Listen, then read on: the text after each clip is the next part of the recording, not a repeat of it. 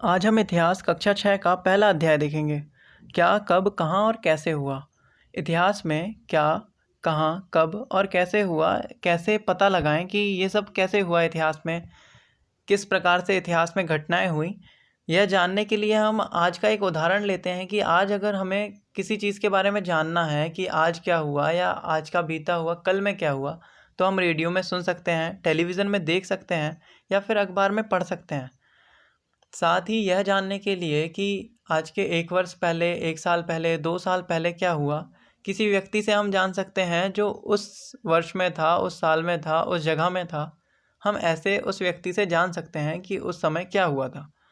लेकिन बहुत पहले या बहुत वर्ष पहले क्या हुआ था जिसे हम इतिहास की संज्ञा दें, इतिहास के दायरे में रखें कि वो इतिहास है, बहुत वर्ष पहले जो हुआ है, उसे हम कैसे पता लगाएं, ये हम आज जानने की कोशिश करेंगे। अतीत के बारे में हम क्या जान सकते हैं? अतीत का मतलब होता है बीता हुआ कल या बीता हुआ समय, अतीत कहलाता है। अतीत के बारे में हम क्या जान सकते हैं? अतीत, इतिहास से। आज का जो अतीत का मतलब है वो इतिहास से है। इतिहास के बारे में हम क्या जान सकते हैं? जैसे लोग क्या खाया करते थे, कैसे कपड़े पहना करते थे, किस तरह से घरों में रहते थे, किस तरह शिकार करते थे, पशुपालक किस तरह से पशुपालन करते थे, कृषक किस तरह से खेती करते थे, शासक किस तरह से शासन करते थे, राजा रानी जो राज्य करते थे, अपना राज्य जो होता था राजपाट, व्यापारी किस तरह से व्यापार करते थे, पुरोहित मतलब पंडित उस समय किस तरह से पंडित अपनी ब्राह्मण शाही दिखाते थे। शिल्पकार जो थे, जो कि पत्थरों में जिन्होंने अपनी कलाकारी उभारी या उखेरी, कलाकार जो होते थे, संगीतकार, कलाकार या फिर वैज्ञानिक, इन सभी के जीवन के बारे में जानकारी देखें तो इन सभी से हमें इतिहास के बारे में भी पता चल सकता है और इन सभी के बारे में हम इतिहास या अतीत से जान सकते हैं। लोग कहाँ रहते थे? प्रश्न उठता है, लोग कहाँ रहते थे? लोग कहाँ रहते थे या निवास कहाँ करते थे? तो पेज नंबर 2 में आ जाइए। पेज नंबर 2 में हम देखें तो ये नर्मदा नदी जो कि ये दिख रही है, इसके तट में लोग निवास करते थे और कई लाख वर्ष पहले लोग इस नदी के तट पर रहते थे। यहाँ लोग प्रारंभ में या पहले सर्वप्रथम कुछ कुशल संग्राहक थे जो आसपास के जंगलों की विशाल संपदा से परिचित थे। मतलब जो लोग जंगलों से, नर्मदा नदी के तट के आजू बाजू के क्षेत्र से जो परिचित थे उसे कुशल संग्राहक कहते थे। अपने भोजन के लिए वे जड़ों में, फलों में या जंगल के अन्य उत्पादों का यहीं से संग्रह करते थे और यहीं से वो अपना जीवन यापन करते थे। वे शिकार भी किया करते थे जानवरों का। इसके बाद हम आगे चलें, आगे देखें तो उत्तर पश्चिम में सुलेमान और किरथर पहाड़ियाँ जो हैं, जो कि आपको यहाँ नीचे की तरफ दिख रही हैं, सुलेमान और किरथर पहाड़ियाँ। ये सुलेमान है और ये किरथर है। इन पहाड़ियों के क्षेत्र में देखें तो ऐसे स्थान जहाँ लगभग 8000 वर्ष पूर्व स्त्री पुरुष ने सबसे पहले गेहूँ और जौ जैसी फसलों का उत्पादन किया, उपजाया, उसे प्रारंभ किया वहाँ उगाना। उन्होंने भेड़, बकरी, गाय, बैल जैसे पशुओं को पालतू बनाना शुरू किया। ये लोग गाँव में रहते थे। उत्तर पूर्व में गौरा तथा मध्य भारत में विंध्य पहाड़ियाँ देखें। ये उत्तर पूर्व की गौरा पहाड़ी और ये मध्य की विंध्य पहाड़ी। तो ये कुछ अन्य क्षेत्र ऐसे भी थे जहाँ कृषि का विकास हुआ, जहाँ सबसे पहले चावल उगाया गया। इस स्थान में सबसे पहले चावल उगाया गया। इसके बाद हम देखें, मानचित्र में देखें, मैप में देखें फिर से, तो सिंधु नदी, इसकी सहायक नदियों का पता लगाएं। तो सिंधु नदी व सिंधु की सहायक नदियाँ देखा जाए तो झेलम नदी, चिनाब नदी, व्यास नदी, सतलज नदी, ये सभी इसकी सहायक नदियाँ हैं सिंधु नदी की। और इस प्रकार देखा, सहायक नदियाँ उन्हें कहते हैं जो एक बड़ी नदी में मिल जाती हैं। जैसे एक बड़ी नदी है ये सिंधु नदी, इसमें झेलम, चिनाब, रावी, सतलज ये सारी नदियाँ मिल रही हैं, लेकिन एक सिंधु नदी एक नदी है, इसकी सहायक नदियाँ ये सब हो जाएंगी। लगभग 4700 वर्ष पूर्व की बात है। इन नदियों के किनारे नगर बसना प्रारंभ हो गए। गंगा यानी सिंधु नदी के किनारे 4300 वर्ष पूर्व नगर बसे और गंगा इसकी जो सहायक नदियाँ थी इनके किनारे 2500 वर्ष पूर्व नगर का विकास हुआ, नगर बसना प्रारंभ हुए। अब गंगा नदी में हम आते हैं। गंगा तथा इसकी सहायक नदियाँ, तो गंगा नदी और इसकी सहायक नदी, गंगा नदी जो है ये 2601 किलोमीटर में फैली हुई है। इसकी जो सहायक नदियाँ हैं यमुना, गोमती, घाघर, सोन, कोसी, कर्मनाशा, रामगंगा और गंडक, ये सभी नदियाँ इसकी सहायक नदियाँ हैं। गंगा नदी देखी जाए तो मानचित्र में हम देखते हैं गंगा नदी हमें यहाँ देखने को मिलती है। ये है गंगा नदी जो कि नर्मदा नदी के थोड़े ऊपर की ओर पड़ती है। इस प्रकार हम गंगा के बारे में जानते हैं।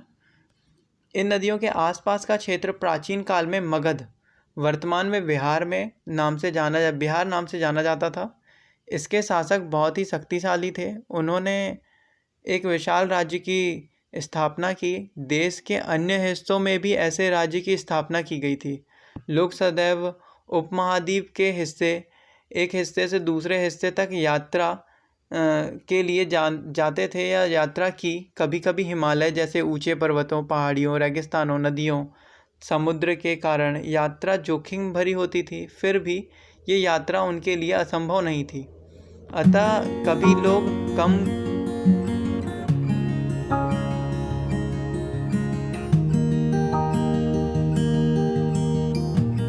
कभी लोग काम की तलाश में दूर दूर तक जाते थे अपने काफिलों को लेके। व्यापारी अपने व्यापार बढ़ाने के लिए मूल्यवान वस्तुओं को लेके एक स्थान से दूसरे स्थान तक जाता था। धार्मिक गुरु जो थे वो लोग शिक्षा सलाह देते थे।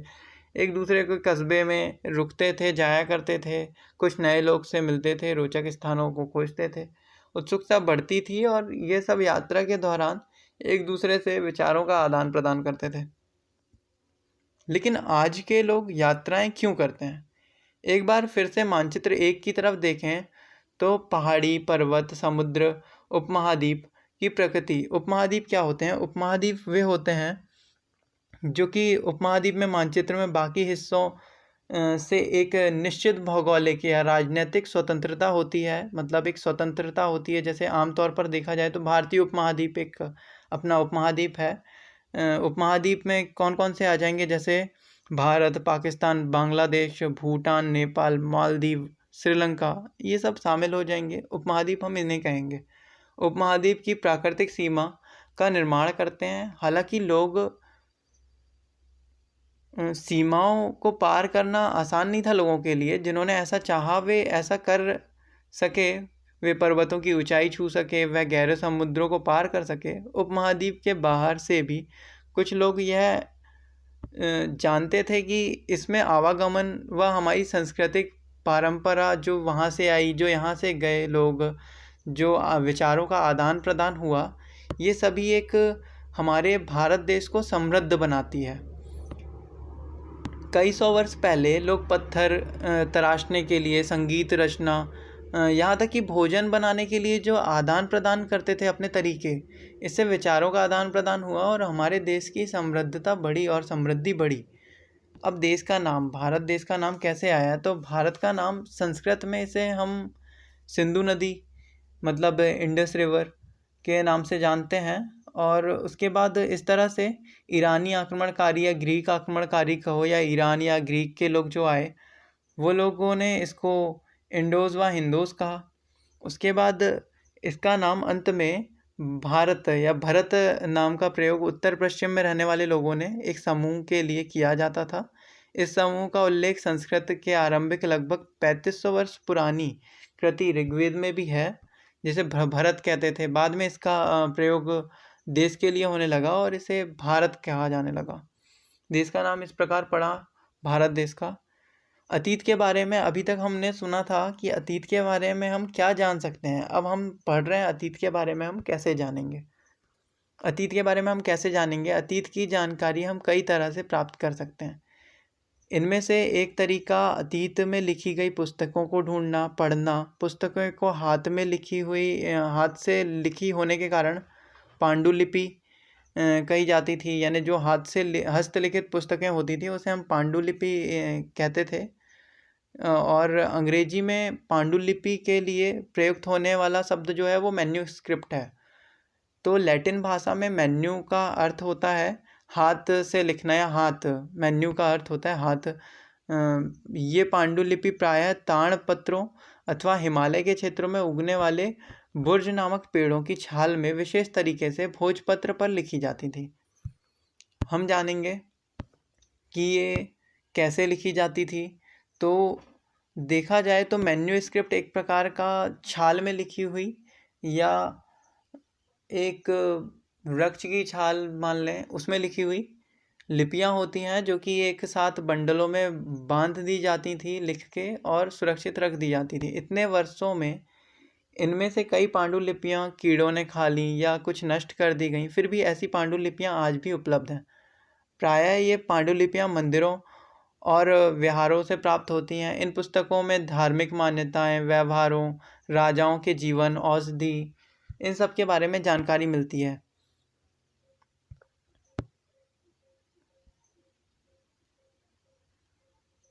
हम अभिलेखों का भी अध्ययन कर सकते हैं। अभिलेख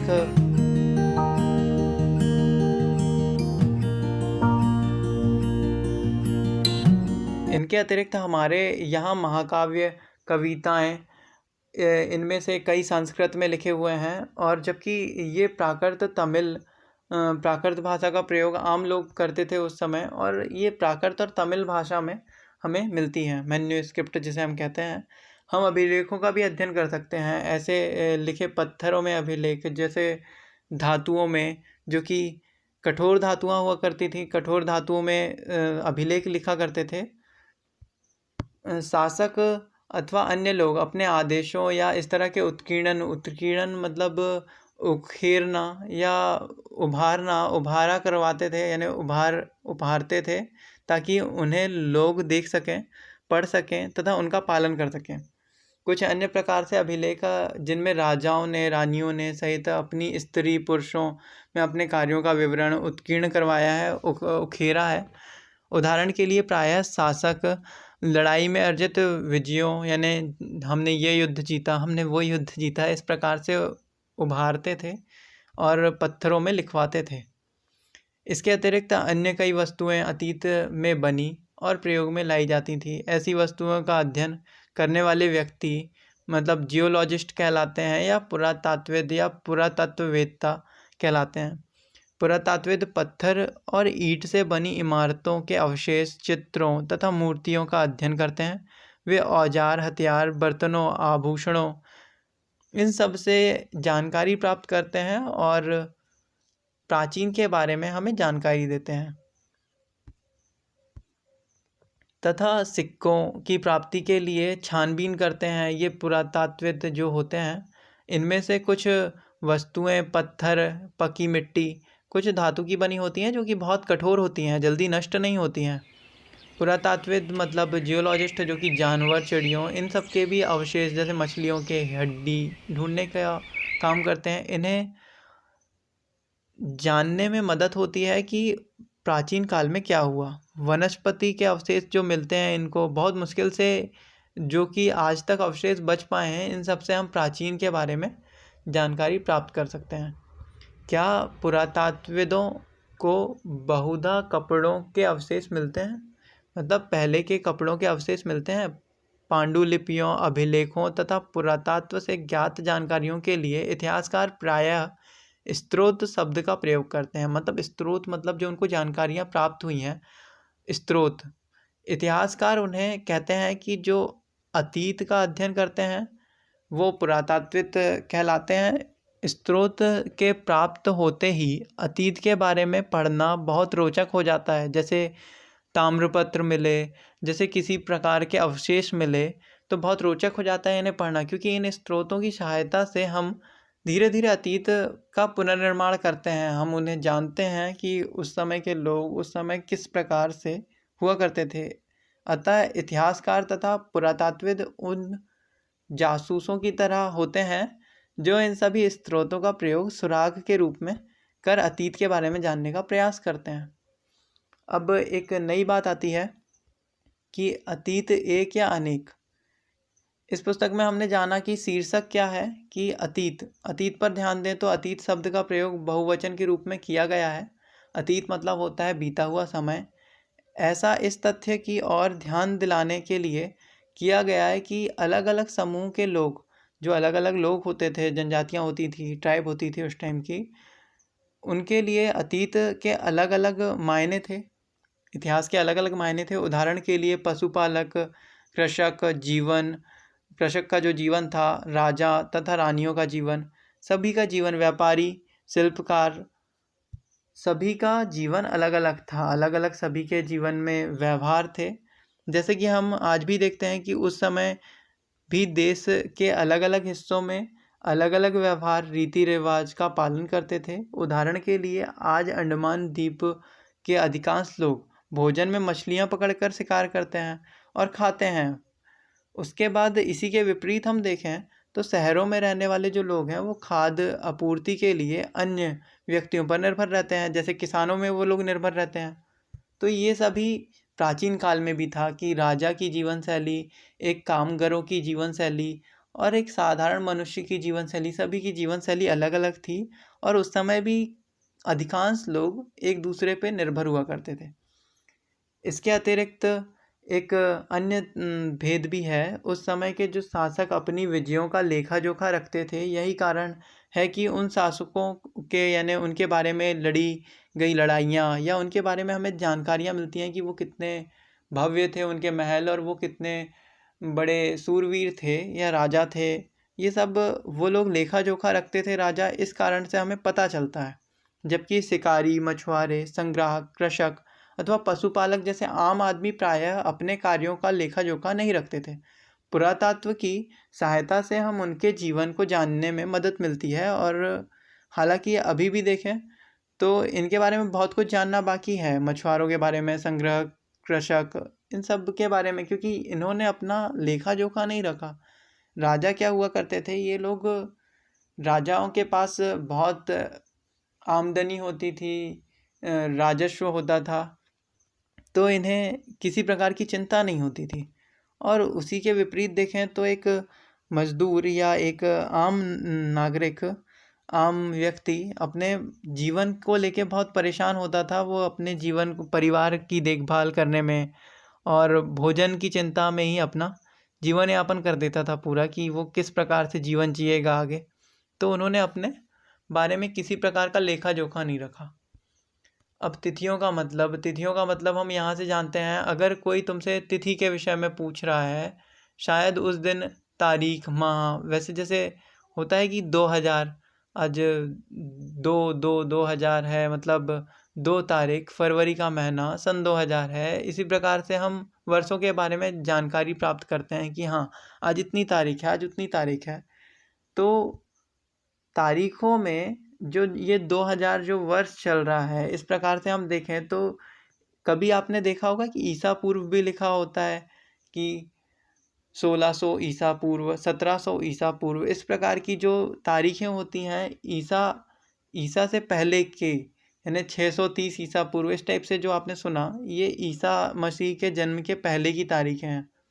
और हम आज का, जो कि इस पुस्तक में हम 2000 को अपना आरंभिक बिंदु मानते हैं, वर्तमान में पूर्व की तिथियों का उल्लेख करेंगे।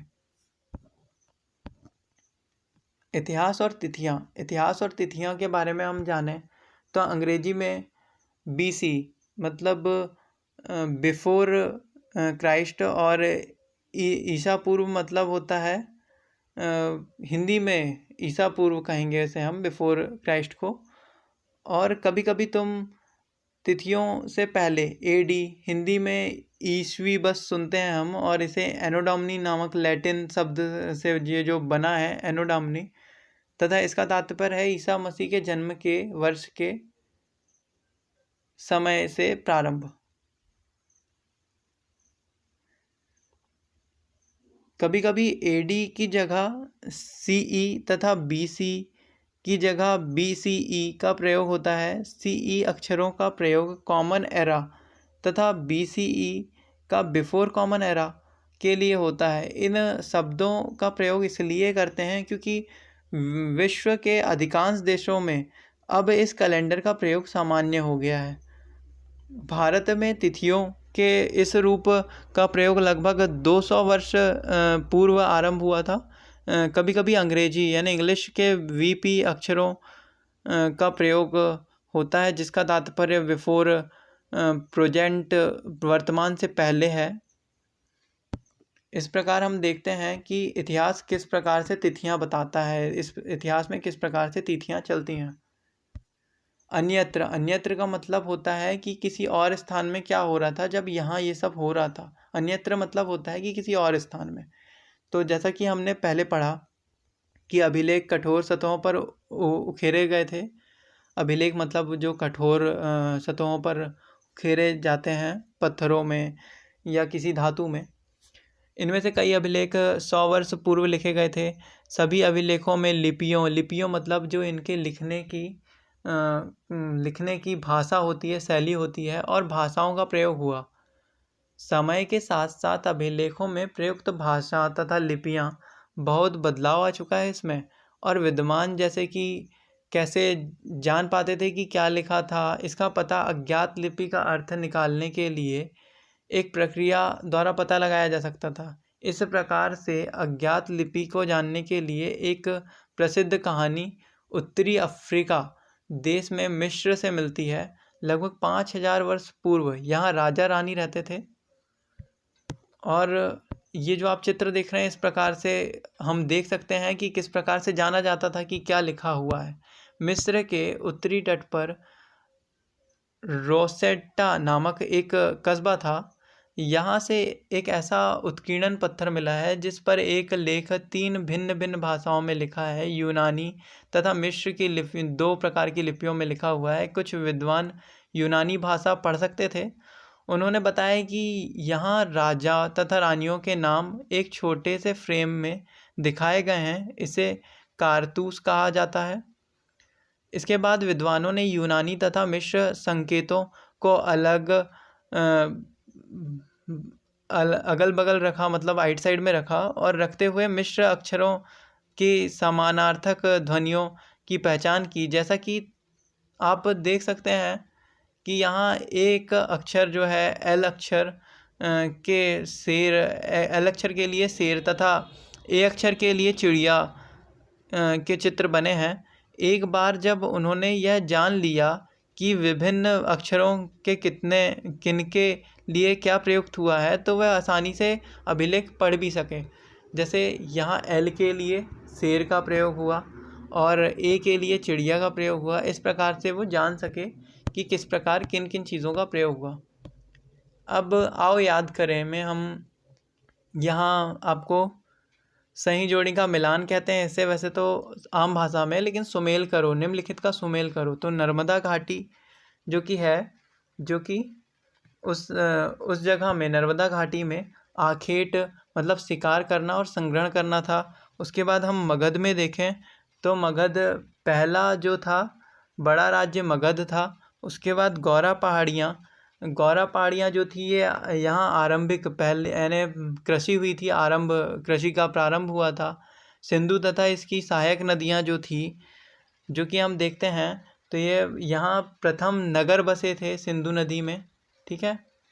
उसके बाद हम देखें कि गंगा घाटी, तो लगभग 2500 वर्ष पूर्व नगर बसे यहाँ। इसके बाद अब आ जाते हैं हम पांडुलिपियों तथा अभिलेखों में एक प्रमुख अंतर बताओ।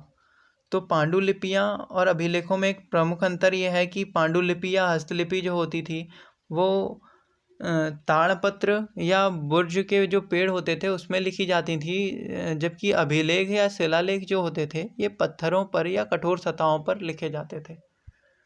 उसके बाद हम तीसरे प्रश्न में आ जाएं तो तीसरे प्रश्न में है राशिदा के प्रश्न को फिर से पढ़ो। मतलब वो जो सबसे प्रथम में प्रश्न लिखा हुआ है एक राशिदा का प्रश्न, उसे हम फिर से पढ़ें तो इसका क्या उत्तर होगा। तो राशिदा का प्रश्न ये था कि वो 100 वर्ष पहले की जानकारी कैसे प्राप्त करें।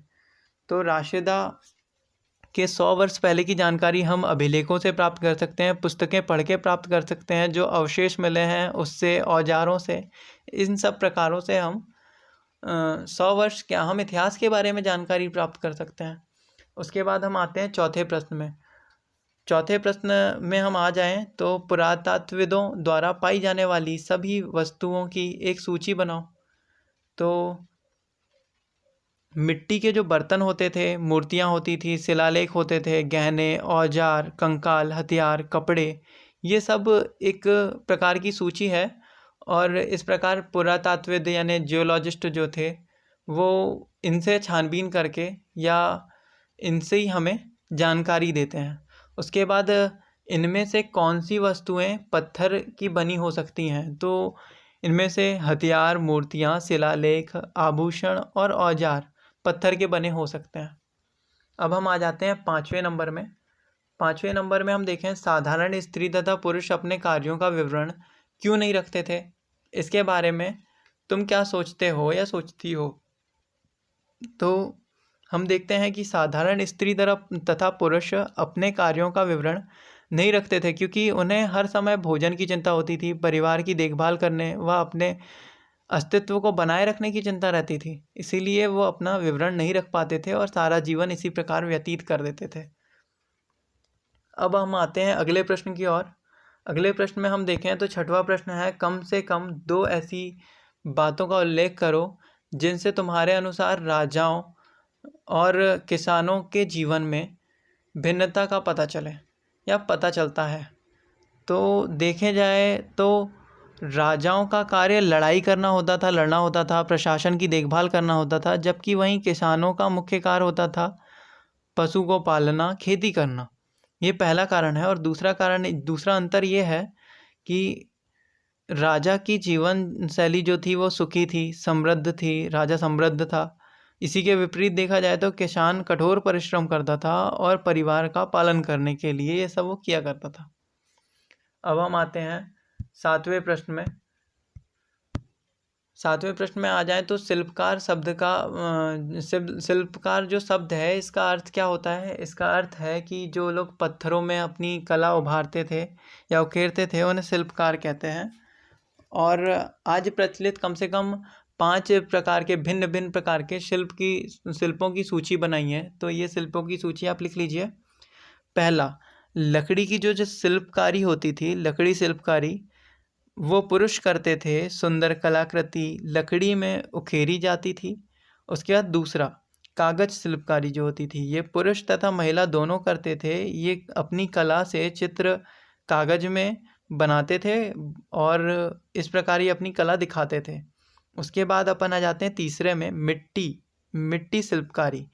तो मिट्टी शिल्पकार जो ये होते थे ये पुरुष तथा महिला दोनों होती थी और मटका तथा अन्य बर्तन, मिट्टी के बर्तन और पानी के घड़े ये सब बनाया करते थे मिट्टी से। और मिट्टी के बर्तन खाना बनाने में और पानी को इकट्ठा करने में काम में आते थे। ग्रामीण जो लोग होते थे ये उसका कार्य लेते थे, मिट्टी के बर्तन का कार्य। और उसके बाद हम आ जाते हैं कांच शिल्पकारी में। कांच शिल्पकारी, चौथा नंबर, कांच शिल्पकारी। पुरुष इसका काम करते थे, कांच की कलाकृति आकृति बनाते थे और जो कि सजावट में या साज सज्जा में काम आती थी। इसके बाद हम आ जाते हैं कढ़ाई शिल्पकारी में। कढ़ाई शिल्पकारी जो थी ये महिलाएं किया करती थी, कपड़े में कढ़ाई करती थी। ये एक प्रकार की शिल्पकारी होती है। ये 5 शिल्पों के 5 प्रकार हो गए अपने। इसके बाद हम आ जाते हैं 8वें प्रश्न में। अतीत में पुस्तकें किन किन विषयों पर लिखी गई थी। तुम इनमें से किन पुस्तकों को पढ़ना पसंद करोगे या करोगी। अतीत में पुस्तकें देखा जाए तो धार्मिक मान्यताएं व प्रथाएं, राजाओं के जीवन शैली, दवा उपचार, विज्ञान या वैज्ञानिक तौर पे लिखी गई थी और इन सभी में पुस्तकें लिखी गई थी। उसके बाद मैं जिस पुस्तकों को पसंद करूँगा वो होगी राजाओं की जीवन शैली। इस प्रकार की जो पुस्तक होंगी मैं उन्हें पसंद करूँगा क्योंकि उनके राज्य के बारे में जानने में अच्छा लगता है, देखने मिलता है कि उनका जीवन कितना भव्य था, कितना भव्य रहा होगा। इसी के साथ अध्याय 1 समाप्त होता है। प्लीज़ आप हमारे चैनल को सब्सक्राइब कर लीजिए। Thank you.